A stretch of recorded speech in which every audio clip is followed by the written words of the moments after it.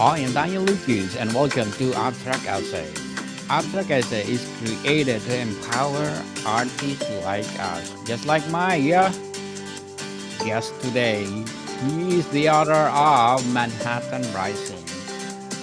He's an author Yeah. and, of course, an artist too. No other than Mr. Sal Consenza. Hello, Daniel. Hello, everyone. Hello, welcome to Abstract Essay. Great to be here. Thank you so much for being my guest. And I would just want to plug in people. Book 101 review on its fifth season already. Please do tune in to my feature author of the month of December. She is award-winning author, no other than Miss Kat Rambo.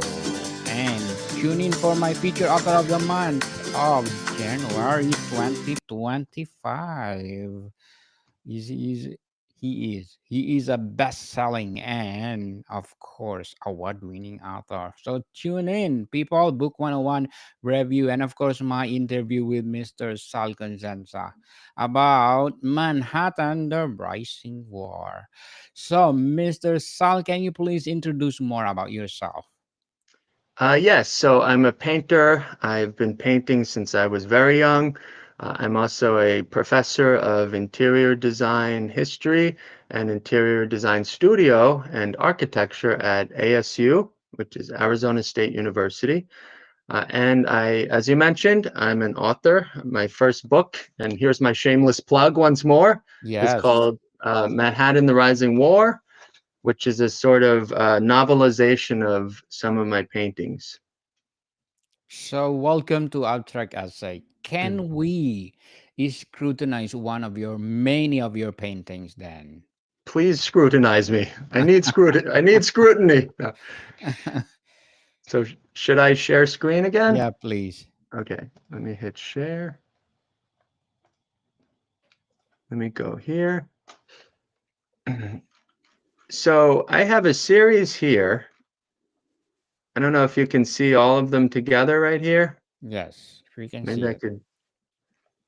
Yeah, so this is the series that sort of inspired the book that I wrote, right? And it stretches from 2002 to 2020.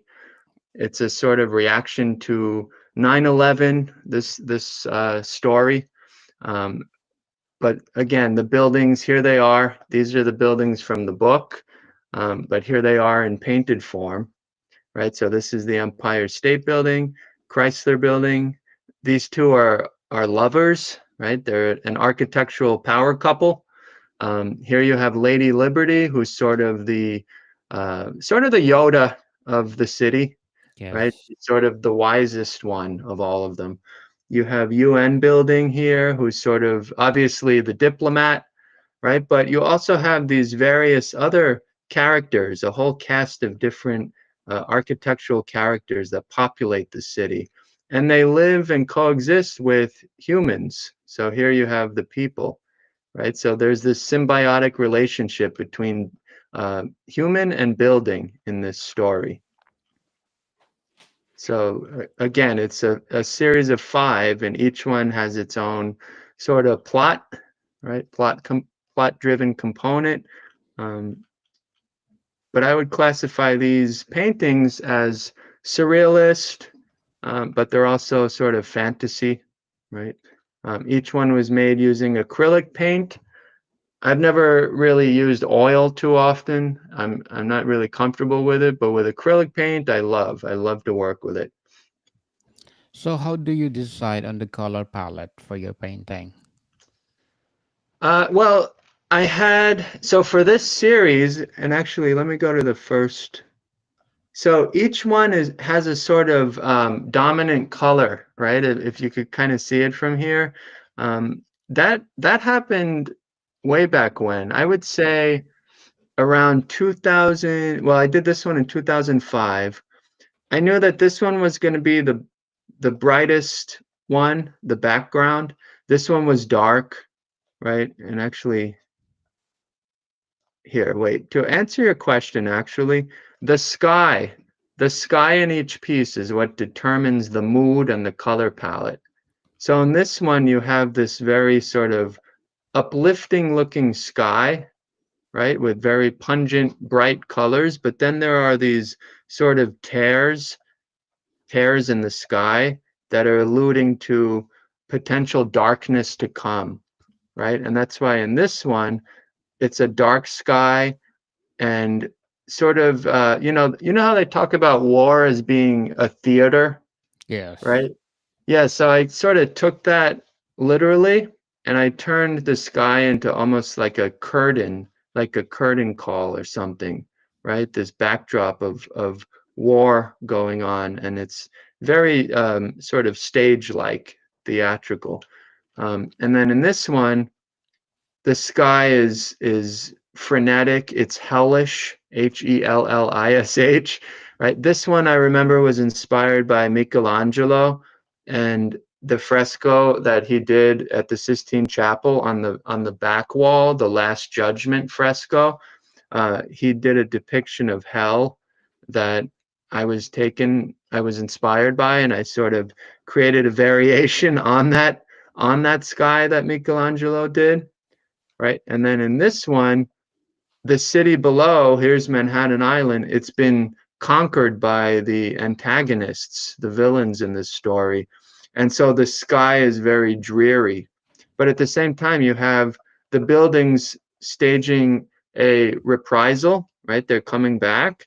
And so there's this sort of wind that's pushing the smoke away, and you have just the presence of light starting to peek through, right? And then lastly, here's a sky, the final piece. This is a celebratory painting, right? There are parades, there's reconstruction of the buildings happening. So the sky naturally is also very optimistic, right? Sort of forward looking. So again, the sky drives the color palette, it drives the mood of each piece. Yes, so very, very colorful. So, Mhm. what role does light and shadow play in your work? Well, I usually have a single source of light in the background, an overarching one. So in this case, it's that light source. Um, but it's kind of difficult to say. You know, there's not like one or two focal points. These are very busy paintings, as you can gather, right? Um, but I would say if I was to look at this one, for example, I think the eye works in a triangulated fashion. So it starts at this point. It then might go somewhere around here and look at what's going on, the plot, the action going on here. And then it might pivot and come over here and see, the Freedom Tower, the One World Trade coming out of the sand, right? So there's a triangular sort of narrative at play here. Whereas this one, I think the role of light starts here, right? Your attention, your focus begins here, but then it starts to get bookended by this framework, right? These buildings are very much framing the action, right? The moon, the Empire State's light, the light hitting the buildings themselves is also sort of circular and draws your attention back to the center of this painting. This one, I think the heaviest part is over here, right? The fact that you have these ghost-like buildings with this this silhouette almost of these buildings. So that's the dominant point of interest. But then again, these buildings are sort of, refocusing your attention to this area. So I use light as a directional tool. Um, but as you can also see, there's a lot of light, right? There's a Yes. lot of sort of secondary and tertiary focal points throughout each of these paintings. These paintings are 30-inch by 40-inch, and there's one behind me, right? This is the last one. So they're chock full of detail, right? I had so many little, like 1 to 2 hair brushes that I would use. Um, and I just wanted it to be that if you look at each painting, you get lost in it, right? You sort of like stare at it and you start to discover new little details. So they had to work at close range, but they also had to work by stepping back 5 feet or 10 feet. So how do you plan the layers of your painting from the background to the details? I love that question. Yeah, and I think about that a lot. I layer from it's very it's kind of obvious, but I layer from the backmost element to the foremost element, right? So usually the sky is the first thing that I paint. Yes. I paint the whole sky. So with this one, I have a bunch of photos of it in production. But I had, this was all painted underneath. There were clouds there and everything. And I sort of was at peace with this idea that eventually it's going to get covered up, but I'm glad that it's also there, right? I'm glad that I did not paint around the buildings because that sky has to sort of exist on its own. It has to behave naturally. So to get these clouds in there, you have to just sort of, like, here's an example, right? I have a building right here, but this cloud in the background, that was all one continuous piece at one point, right? But I'm glad that it looks this way, if that makes sense. But yeah, I Makes work sense. background to foreground. That's awesome. So how do you know when a painting of yours is finished? That's another really, really good question. um, I mean, you paint also? Actually, I do digital painting. That's like Okay, that's like our background. That's what I did. Digital abstract essay. nice. Yeah, and it's a hard question, right? Like, when do we Yes. know when to stop? I mean, this kind of painting, I call this a kitchen sink painting because it's got everything but the kitchen sink in it. Uh, Yes. but I think so. I usually create sketches beforehand. I like this series had a ton of drawings and sketches, so a lot of pre-concept concept drawings were involved, and that sort of helped me figure out when to stop, right? I knew that with this piece, I had to have certain elements uh, painted, and then once they were in, then it's sort of, you take a step back, you look at any sort of minor details. Like I remember late in the game, I added these searchlights, which I thought added some, kind of nice drama, added an extra uh, level of excitement to the parade. Here's the parade here. It sort of starts back there, and then the road, everything gets closer, so everything gets bigger. But yeah, it's a really hard question. Like, when do you stop? When is when is enough enough? Yes. Like in life in general, right? Definitely. There's always modification. Oh, I want this better more. I want this side be like this. So, what challenges do you face during painting process? Well, time, right? The availability of time, it's hard. It's becoming harder and harder for me to paint. I only painted two paintings this past year in 2024. Um, in my heyday, I would paint maybe 8 or 9, right? So it's difficult to find time to paint, I realized. Yes. Um, and also just subject matter. I've for me, like I've created about 150 paintings at this point. And I'm not running out of ideas, but I'm waiting on that next really good idea. And if it's not something that I'm not 100% interested in, then I'm not going to paint it. Right. That's So right.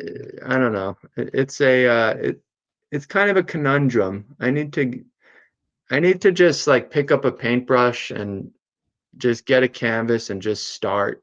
I think, right? Because new ideas will come. I have a drawer of unused ideas, sketches, drawings of all sorts.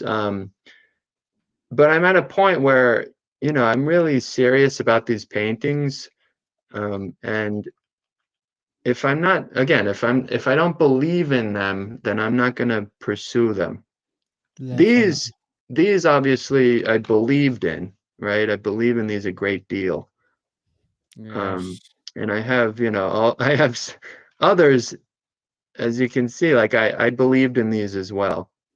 Yes. Can we feature them week by week? Let's scrutinize them. Let's dig them. How do you do it? Starting next week. You said well you have Yeah. 150 piece like that, so let's do one by one. Digging. What are you thinking? So what's your emotion when you're doing this? And a lot more to discuss if you're Yes. interested. I Okay, love that. Thank that you. awesome. So we are set next week, the same time, the same day. Same time, Saturday. same place. Yes, Yes. same place. 2 Yes, p.m. Pacific, 3 y- p.m. Mountain Time. yes, yes, yes. So And how? that's, what is that, 5 o'clock Eastern Time, I think? Yes, yes. There are Yes. four or three ahead. So Yeah. when you're doing your painting, what emotion or mood in your artwork? I go through all kinds of moods. Looking at these two on the bottom right. I don't know if you could see my cursor, Yes. but this Neon Blues series, I was going through more of a melancholy phase. Um, it was a it was a bad online dating scenario. I'm not ashamed to say it. No. Um, it didn't go how I was hoping. Let's put it that way. So what it, so what did I do? I turned it into art, of course, right? Yes, Turn yes. your emotions into something. Art, yes. Make something productive out of them. So Definitely. melancholia, frustration. This one has to do. This is actually this character is fighting a cancer cell, um, and it also could be, you know, assumed to be a COVID cell. This was during 2001 or 2021. I made that piece. Here's another one. You have the buildings in a separate universe of a separate version of Manhattan where these two buildings are in love. They're sitting on a bed of roses, right? So you give title to your paintings. Oh yes, titles. I I agonize over them. That's This awesome. one's called Domestic New York, The Bed of Roses. This one is Roses Never Lie, right? This is Oh, Monday morning, 8 a.m. This was sort of my experience working in New York mm. as a young architectural designer. Walking to work was kind of, it felt like this. It was loud, there was but I loved it, right? But there was cigarette smoke everywhere, right? I had a briefcase like this. Um, so yeah, here's a therapy scene, which I'm very pro therapy. That's awesome. So yeah, so again, it's a boring answer, but every emotion is explored, and I think it's important. It's kind of like journal entries, Yes, definitely. right? So, Mr. Sal, what would be your advice for those people out there want to be an artist like you, like us? Yeah, just start, right? Just create stuff. I always tell people there's no such thing as good work and there's no such thing as bad work. I think if the work is honest and the work is saying something, whatever you want to say about the world or your thoughts on the world or your opinions, get it out there, get it on a surface, get it on a canvas, a piece of paper. And the best thing is you don't have to show it to everyone when you're done, unless you want to, right? So Yes, I would just say make the work. Don't do it. be don't be ashamed. Yes, and share to the world. You know what I did to my digital painting, Mr. Sal? I did compile them and publish it on Amazon. So I do it Nice. abstract essay volume by volume. It's a volume one. universe. Volume 2, let's say, what else? Planets. I forgot all those. I think I have 365 volumes of abstract essays. So I did when Wow. I finished doing all compilation and published them. I did a podcast like this, abstract essay, to to Yeah, encourage artists out there to share your talents to the world. At least you give more to the world that I have something. I did create something to be part on Earth, right? Yes. exactly. Exactly. And that's amazing that you do that, by the way, and keep doing that.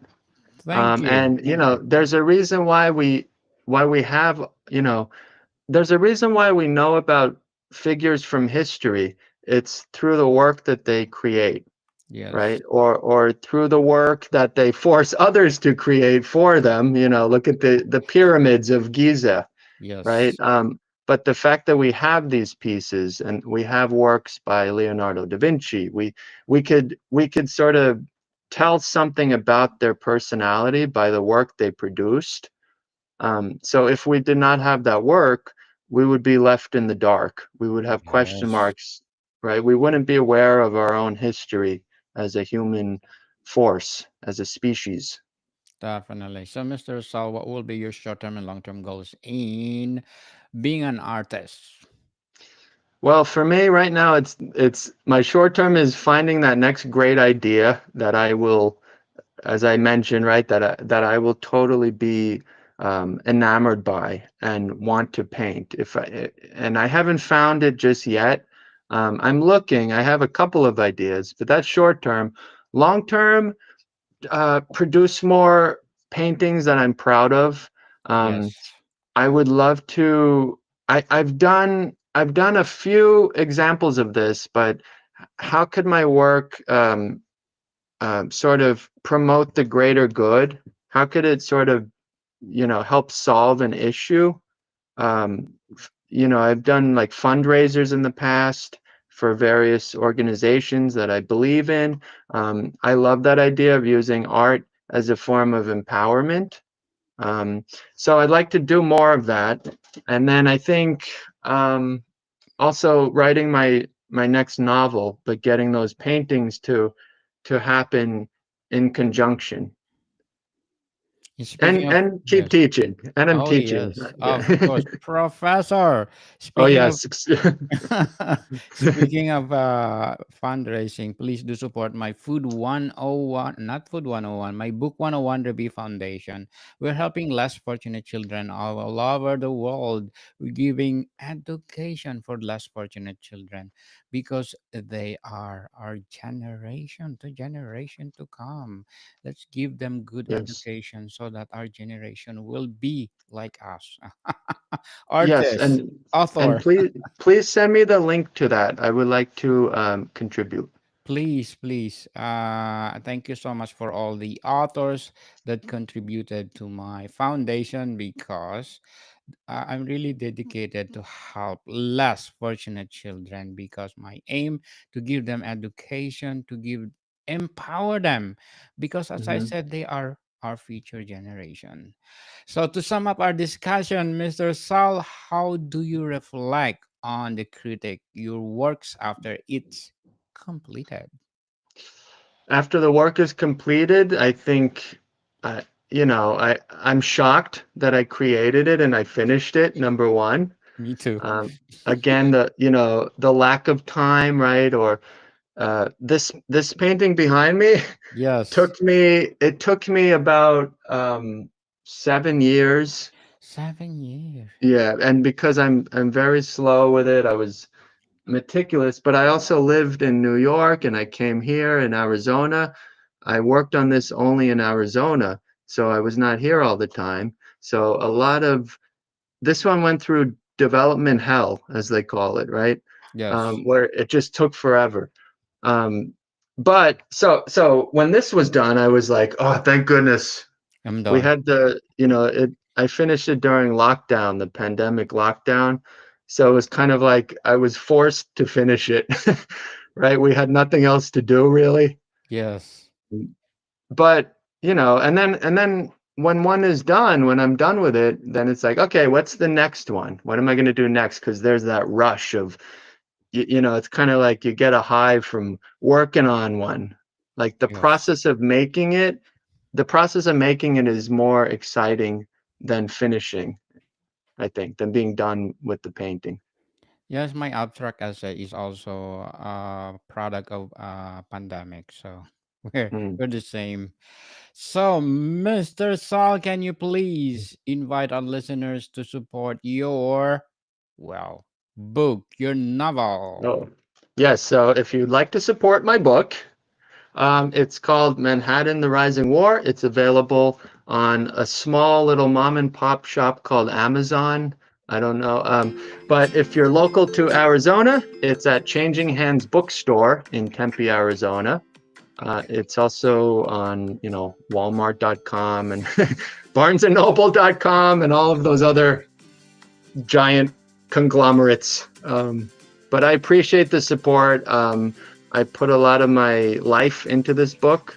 And so, again, I hope whoever gets it and reads it, I hope Yes, you enjoy it. yes, yes, yes. Let's support the other side of Mr. Saul, being a painter and being an author. So, Mr. Saul, thank you for your time.